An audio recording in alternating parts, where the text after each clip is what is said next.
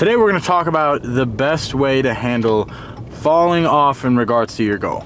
So let's go ahead and set the scene. The year is 2025. The time is right now. And you're wherever you are, right? So, and I say this because this applies to all of us. But you made another promise to yourself. You told yourself you were going to do something and you fell off. For whatever reason, you made a mistake. And now you're looking back and you're kicking yourself and you're like, man, why did I do that? That wasn't worth it. Whether it was on, your diet, or whether you didn't study for that homework, or you were gonna take that you're gonna do that photo shoot but you didn't do it, or you were gonna grocery shop and now you're eating takeout again. And so whatever it is, I want to talk about like what you should do.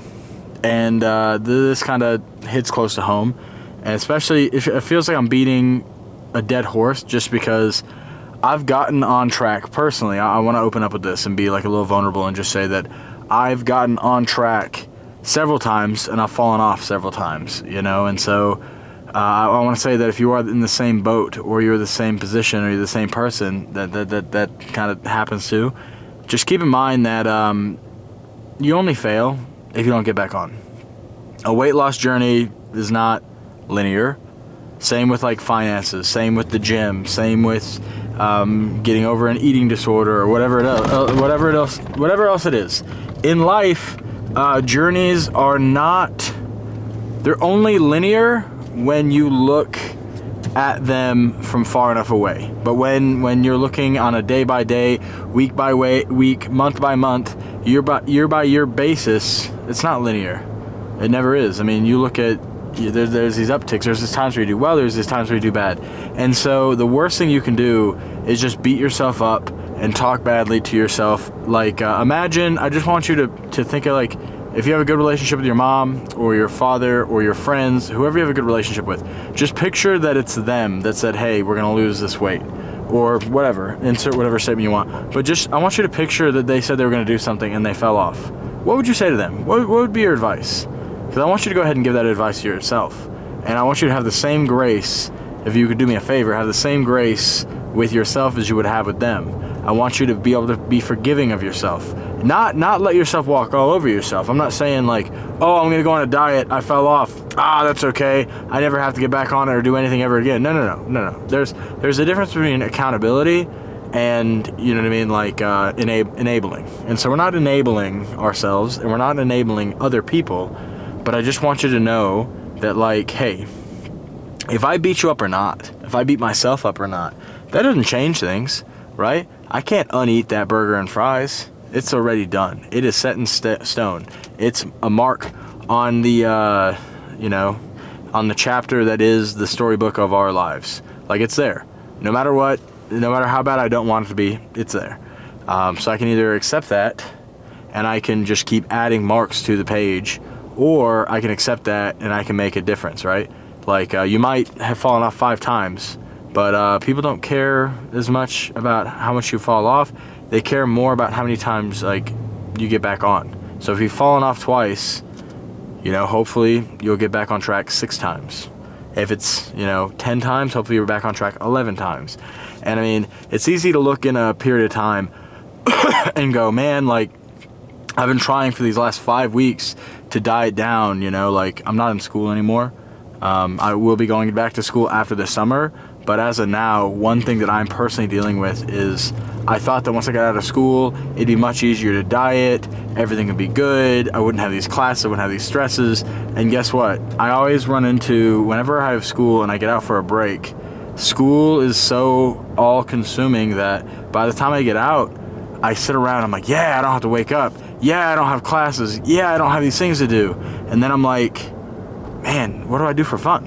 What do I even enjoy doing? And I've got my like mission statement, but I've talked about how if you're wanting to change your life and you're wanting to better it, chasing health, wealth, and happiness is a good way to go. That's a basic kind of like, what are they called? Like just a baseline. That's a basic baseline that you can go off of. And so it's like, hey, what's one thing that's going to make me healthy? Let me do that. What's one thing that's going to make me happy? Let me do that. What's one thing that's going to make me wealthy? Let's go do that. So for me, the health side of things is eating well, losing weight, and competing in powerlifting. I mean, powerlifting makes me happy, you know, but we're gonna put it in the health aspect for now, because I don't want it to take up everything. I mean, I could look at powerlifting across all boards. I could say losing weight from 250 to 220 is the health aspect, and competing is the wealth aspect. Not that it's going to make me money, but because of the mindset, and the time in the gym is my happiness. I could do that, but let's be honest with myself, and let's limit it to one category. So we're going to say that the wealth aspect are these YouTube videos. This is me building my wealth. The health aspect is going to be my powerlifting, and I got to stay on track, and I got to stay focused on that. And so the happiness aspect, it sounds like that's kind of lacking. What can I do there? You know, what can I figure out for that? And that might just be to get back to me and get back to doing things for fun. You know, like it could be as simple as carrying a longboard in my truck and looking for opportunities to get off my phone and get off a screen and, you know, get outside and get in nature, going for walks again. You know, it doesn't have to be complicated. It can be simple, you know, because a lot of the things I'm doing, they're very simple, but they're not easy. And so anytime things are bad, it's just because I'm overcomplicating it. But you know, I had a talk with somebody today, and I love the energy that I got from him. He was talking about like, hey man, he was kind of beating himself up. He's like, I know that I could be better off than I am now, but you know, I'm just really happy with how I'm doing. Kind of bummed that it took me this long to figure it out. I'm like, dude, the key is that you got there. Do you know how many people go through life and they take like the smallest step and then they fall off and they never take that step again? Like, dude, like it's gonna happen. You're gonna get, you know, more people need to get punched in the face, but life is gonna hit you. It's gonna throw a curveball at you, and it's not designed to stop you. It's like a brick wall. Imagine there's a brick wall in front of you, right? Sometimes the brick wall's not there to stop you. Sometimes it's just there to see, you know, how bad you want it. Or it's like an obstacle course. Like, how can you get around it? How can you get over it?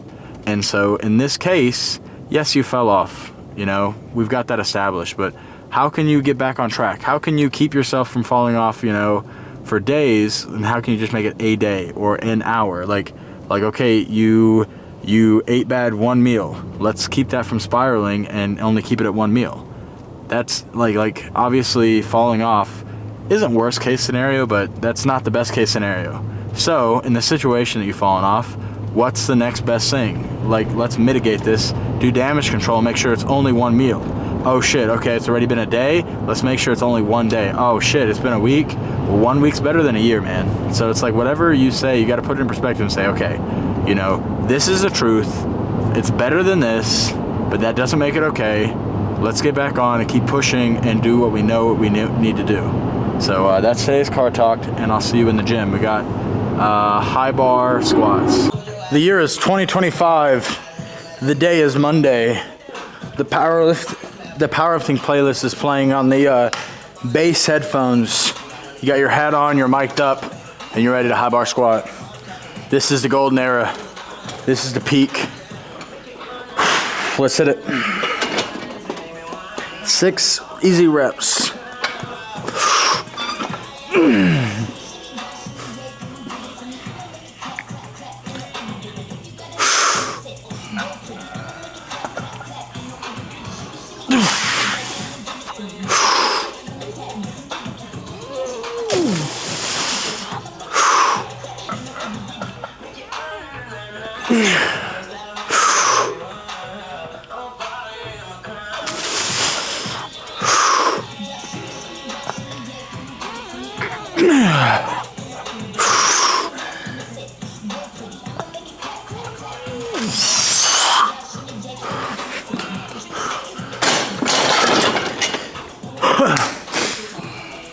Easy peasy.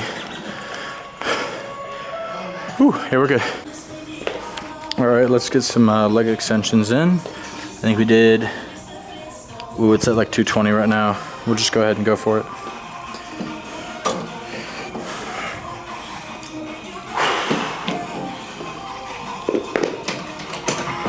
There we go.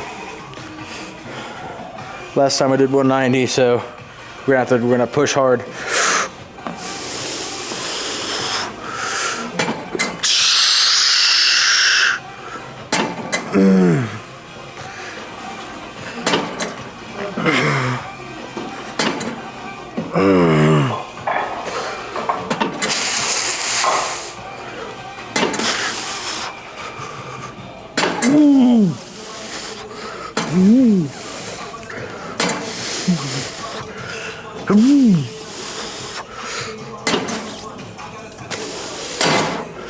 Whew.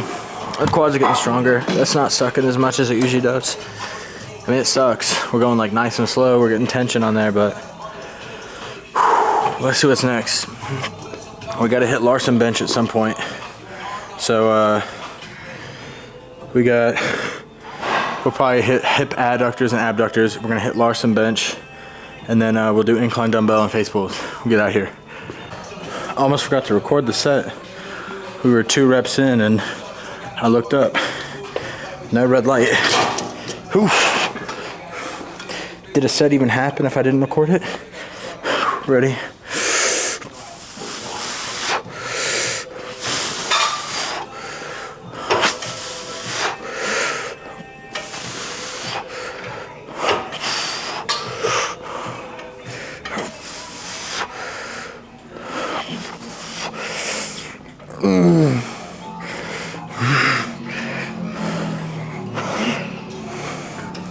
Whew. All right, we're gonna halt that there. Last week I got 12 on that. I think 12 is a good number. I think I could push hard. I think I could push for a couple more reps, but I don't want to pull anything, especially on week 2. That's about right for week 2. I did 2 before I started filming, so not as a justification, but just gotta be smart about this, man. Where the hell? Oh well. How the heck?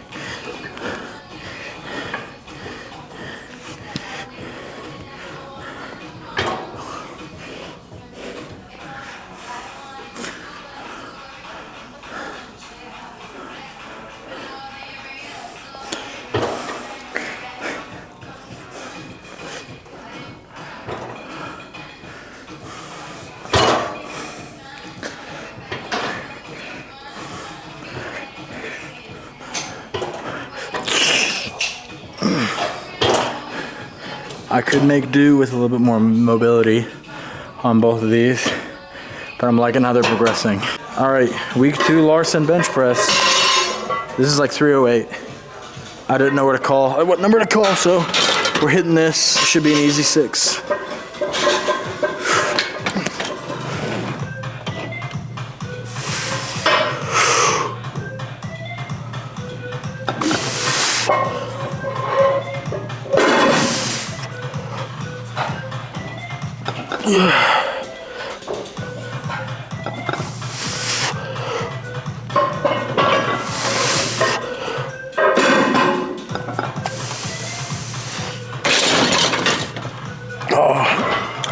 Perform the way you want to play.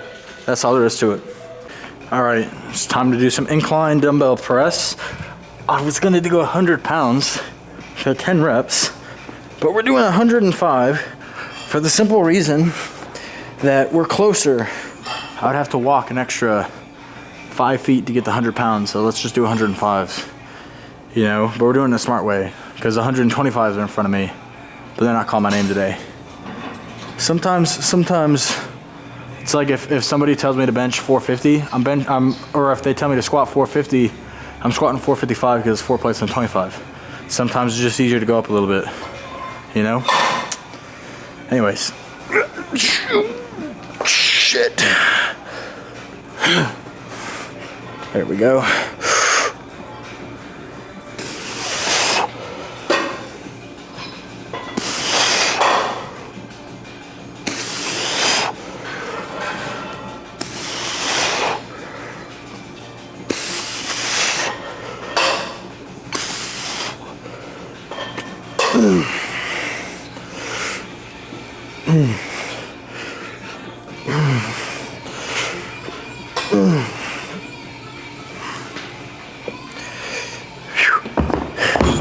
All right, I don't know why that just didn't feel amazing. I mean, it moved fine.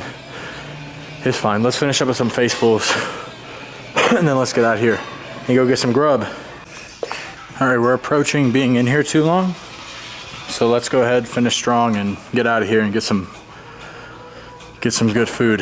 All right, so I usually do my face pulls at like face level or a little bit below, but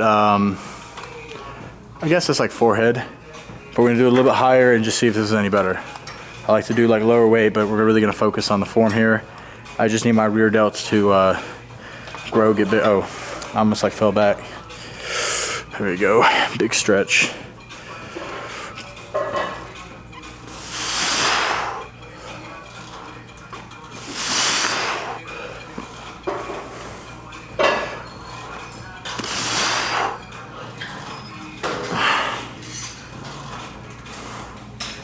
All right, this is a little too easy. Let's try this.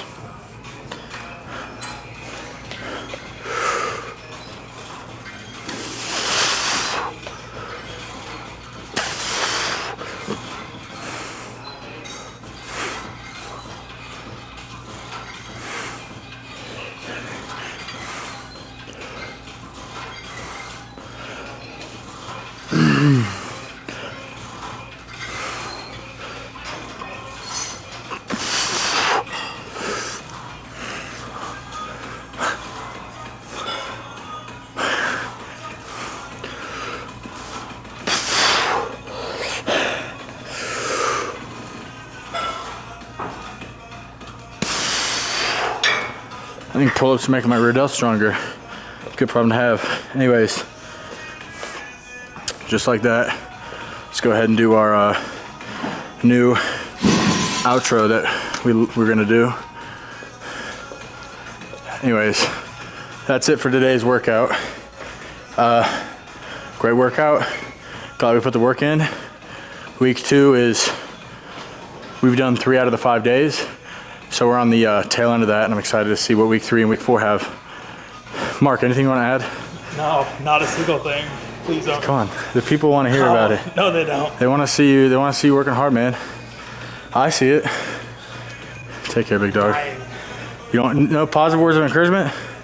All right. Well, you heard it here, folks. Or you heard it here first, folks. Man, I really need food. I'll see you guys tomorrow.